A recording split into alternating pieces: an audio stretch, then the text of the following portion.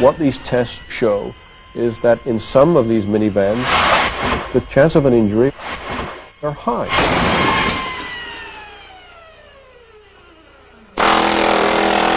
Dateline cameras are behind the scenes at one of the most modern automobile crash test centers in the world. It's not even budging.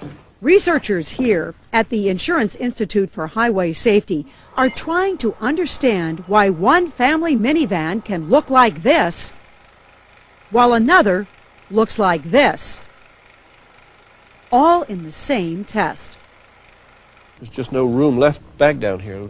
I believe that that foot is separated from the leg. Load it up and have a ball. The commercials say they're the perfect family car for the 90s. Millions on the road, many driven by mothers with their kids. So how well would a minivan protect you in a serious crash at 40 miles an hour? Other way. The Institute is about to find out. Boy, that's right on the money. It's funded by insurance companies and says its goal is to cut the cost of insurance claims by making cars safer. It will be testing some of the most popular minivans in America. The Dodge Grand Caravan, the Ford Aerostar, the newly designed van from General Motors, the Pontiac Transport. 9 minivans in all. Every one of these vans meets federal regulations. The question is, can they pass a test the government doesn't do? 2 years ago, the Institute began what it calls a revolutionary new series of crash tests. Very different from the government's. The government tests cars by running them head-on into a flat wall. The force spread evenly across the front. But in any junkyard, you'll see many accidents don't happen that way. So the Institute tests cars by hitting a wall off-center. Offset, it's called, concentrating the forces on just one side. The test is carefully designed to simulate what happens if 2 cars hit like this, driver to driver at 40 miles an hour. We've chosen the speed that is representative of serious real-world crashes. And the Institute's Brian O'Neill says some cars do well in the new test. This is the Ford Windstar. This is by far the best performer. There's plenty of damage, but O'Neill says it's distributed around the driver, not into him. The safety cage holds. Any injuries at all to the dummy? The injury measures on this dummy were all low, indicating that there was no significant risk of injury to any body region. The Ford Windstar survives this crash. No serious injuries, not even to the legs. But how well will the other minivans hold up? Torso angle? The Institute bought these brand new minivans right off dealers' lots. Each one will be tested at the same speed, same angle, same conditions. Dateline had no say in how the cars were chosen, tested, or evaluated. The car is good. 3, 2, 1. This is the Dodge Grand Caravan, the top-selling minivan in America, at 40 miles an hour. There is major intrusion. This means that the chances of major leg and foot injuries in this crash are very, very high. The Institute says part of the floor near the pedals is rammed back more than a foot. And the news from sensors in the dummy is not good. Both legs. Both left and right. Watch the front tire. The Institute says the structure of the van causes the crash forces to be focused on the feet. As a result, both of the lower legs of the dummy indicated the risk of a serious injury. Would both legs have been broken? We think that in this crash, both legs would have been broken. That's correct. Remember, the Ford Windstar protected the dummy's legs. In the same test, the Dodge Caravan didn't. This is the Chevrolet Astro, also called the GMC Safari. It's jammed in there. The floor has buckled, tipping the driver's seat forward. This vehicle has almost got his back broken, if you know what I mean. It's come up and buckled. In slow motion, you can see how the airbag still manages to cushion the head. But at the feet, the floor is rammed back as much as 15 inches. The door jams so tight, it has to be cut open. The Institute says one leg is probably broken. But remember, this dummy is the size of an average man. What would have happened if this had been a woman, shorter and lighter? The shorter woman would presumably have the seat further forward, so there would be even less space. As the seat's pitching forward, the steering wheel is coming back and up. This is a problem when we're losing what we call the survival space. This is the Aerostar, an older design from Ford. Remember, the minivans are being tested at 40 miles an hour. This is extremely unusual because the steering wheel is in the lap of the driver. The steering wheel has snapped off. In slow motion, you can see it happen. The steering column going upward as the driver's face is going forward into the airbag. It bottoms out the airbag and actually breaks the steering wheel off the column. But amazingly, O'Neill says, the airbag still manages to catch the head and cushion the blow just enough. The forces on the driver's head were too high, but they were not high enough to produce a very serious injury. Says a lot about airbags, doesn't it? Absolutely, because this is what airbags are all about. Again, the door has to be pried open. Measurements show the floor has been rammed back as much as 15 inches. The computer says the left leg is probably broken. The Institute says this minivan fared even worse, the Toyota Previa.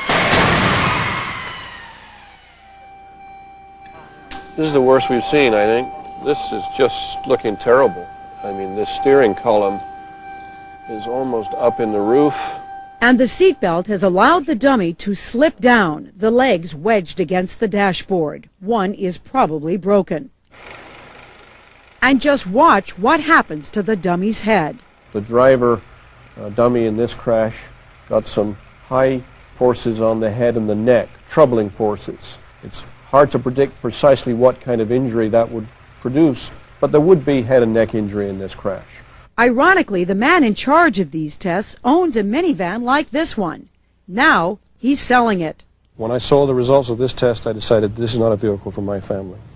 Remember, there was a minivan that did well in this test. The Ford Windstar protected every part of the body. In the Toyota Previa, the Institute says there's a chance the head, neck, and legs all were injured. But the Institute says even worse than the Previa is this brand new design from General Motors, the Pontiac Transport. Looks like massive amounts of intrusion. We've got the chin of the dummy on the steering wheel, which isn't good. The wheel is under the chin. See the steering wheel rim here? The slow motion film shows the dummy's head snapping back. The structure of the vehicle just collapses. It's obvious from his head motion that it's hit the steering wheel. General Motors says this is one of the few vans in which the seam welds, which hold sections of the car together, didn't separate. But the Institute says the floor has been rammed back as much as 19 inches. That's more than any other van. The dummy's left leg is trapped. It's not even budging. It won't come free, even with a crowbar. It's not moving, is it? Technicians finally take the dummy apart at the knee just to get it out. But there's a problem. One of the speed readings for this test is too high. I got 41.4.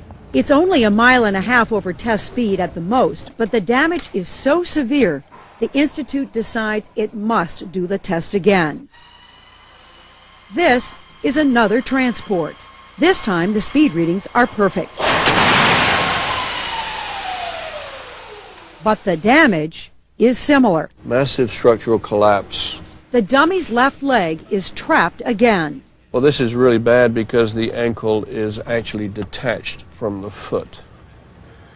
I believe that's completely snapped off. So the loads on the dummy have been such that the metal leg, this is not a bone leg, this metal leg is snapped off. And on the slow motion film, watch carefully. What this crash illustrates is that when the compartment fails completely, as it's done here, and is collapsing all around you, the restraint systems can't offer much protection. O'Neill says the head snaps back. The survival space collapses so much that the steering wheel is driven right through the airbag into the dummy. This time, the injury readings are even more serious. A major injury to the neck, to the cervical region. Is it possible that the person in this crash might have been killed? Well, we can never say for certain, just based on dummy measurements, but the forces were certainly high enough that the injuries could have produced a fatal injury. General Motors declined to talk about this test on camera. But in a letter, GM said to assure overall safety at a variety of speeds, it ran 72 crash tests on its minivan, including an offset test at 35 miles an hour.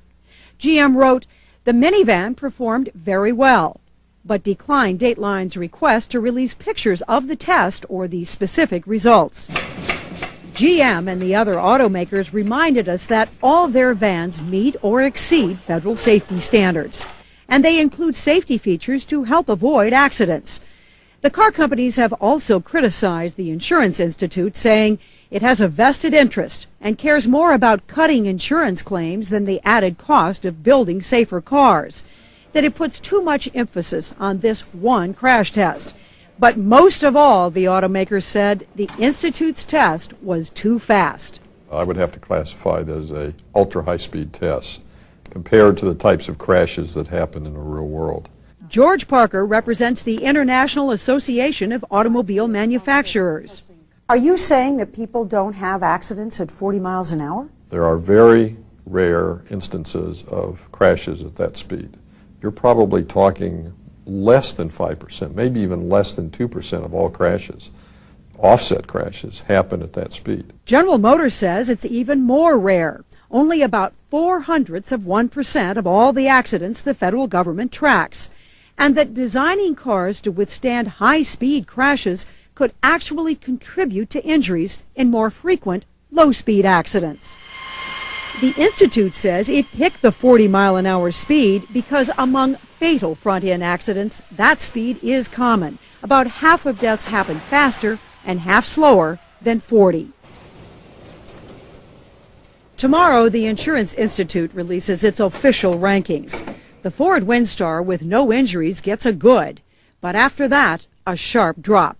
4 vans rated marginal: the Mazda MPV, Dodge Grand Caravan, Honda Odyssey, Nissan Quest, and these rated poor: the Chevrolet Astro, Ford Aerostar, Toyota Previa, and last on the list, the Pontiac Transport.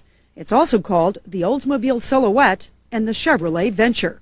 If the Ford Windstar can protect passengers adequately at 40 miles an hour, then why can't all these other minivans do as well? But I think that's not the point. I think the point is that if you are a potential purchaser or owner of one of these vehicles, that I would be very cautious about putting a lot of importance to the results of this test, because these vehicles do well in the real world. Brian O'Neill agrees that compared to some other cars, minivans do not have as many deaths and injuries.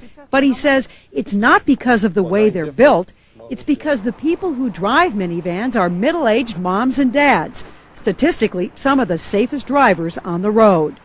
Minivans have a good on-the-road record because of their drivers. What we're saying, however, is if you're driving one of these and you're unfortunate enough to be in a collision, some of them aren't going to offer the protection they should be offering.